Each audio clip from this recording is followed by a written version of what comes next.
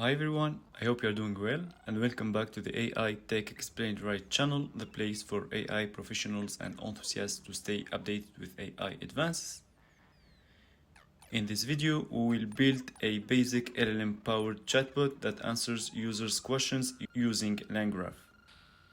To do so, we'll walk through this notebook where I present a fully functional chatbot and where I introduce key LangGraph concepts along the way. So in summary, we'll start with installing necessary packages to make our code work, setting environment variables, importing necessary packages, and finally creating our chatbot using LangGraph to answer questions. I will put the link to the notebook in the video description, guys. Let's get our hands dirty now. To install necessary packages, you need to run this cell. Next, you need to set your OpenAI environment variables this way.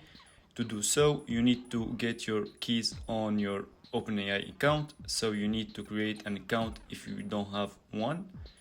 I'm not planning to go into details on how to create your account and get your keys in this video, but don't hesitate to let me know, guys, if you have problems with that. After that, you need to import these packages. Once it's done, you are set up, guys, to create your chatbot. The first thing you do when you define a graph is define the state of the graph using the state graph object. A state graph object defines the structure of our chatbot as a state machine. The state consists of the schema of the graph as well as reducer functions which specify how to apply updates to the state. As we see in this snippet of code, state is a type ticked with a single key messages. The messages key is annotated with the add messages reducer function, which tells LangGraph to append new messages to the existing list rather than overwriting it. State keys without an annotation will be overwritten by each update, storing the most recent value. So that's why we use annotated here. So now our graph knows two things. Every node we define will receive the current state as input and return a value that updates the state. Messages will be appended to the current list rather than directly overwritten. This is communicated via the pre-built add messages function in the annotated syntax. Next, we add a chatbot node. Nodes represent units of work. They are typically regular Python functions. It's to be noticed, guys, how the chatbot node function takes the current state as input and returns a dictionary containing an updated messages list under the key messages. This is the basic pattern for all LangGraph node functions.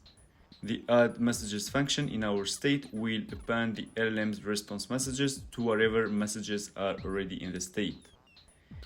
Next, we add an entry point. This tells our graph where to start its work each time we run it. Similarly, we set a finish point. This instructs the graph anytime this node is run, you can exit. Finally, we'll want to be able to run our graph. To do so, we call compile on the graph builder. This creates a compiled graph we can use invoke on our state. You can visualize the graph using the getGraph method and one of the draw methods like drawASCII or drawPNG. The draw methods each require additional dependencies. Now let's run the chatbot. We just need to run this cell. Once the user prompt appears, I ask this question: what's LangGraph all about? And here we have our chatbot answer. LangGraph appears to be a company or project focused on enhancing customer support through the use of advanced AI technology. And after that, we have the chatbot gives us some key features and components of LangGraph. I leave you to go into details, guys, of the chatbot answers once you run the notebook. So this is it, guys, for today. Congratulations for reaching this point of the tutorial. You've built your first chatbot using LangGraph. This bot can engage in basic conversation by taking user input and generating a response using a LLM.